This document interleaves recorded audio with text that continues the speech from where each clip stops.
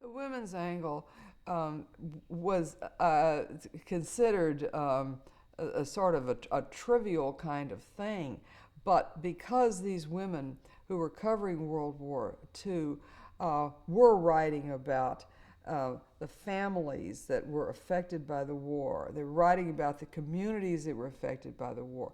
They were writing about the nurses, for example, who were dealing with the wounded from the war. The women's angle then became a deeper and more significant kind of social construction of war. Uh, yeah, we could say not just social construction of war, we could say the social destruction caused by war. So you get into the human elements of war, which I think we see now in our reporting all the time. It's interesting that the idea of the women's angle story, which was this rather superficial story that was a kind of a sidebar to the main story, it has been over the years morphed into the stories that do deal with the human cost of war. So when you had the women who couldn't get to the front or who couldn't do the same kind of reporting the men could do because they couldn't get accreditation, writing about uh,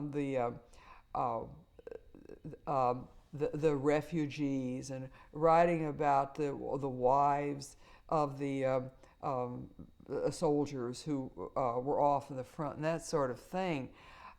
Then you get the beginnings of a much more intense type of journalism that does tell the story of war in a far more moving way than just a kind of a game of this advance here and this defeat there, and a tally of the dead and wounded. We were beginning to see some of that in the Second World War in the work of people like Gellhorn and Chappelle.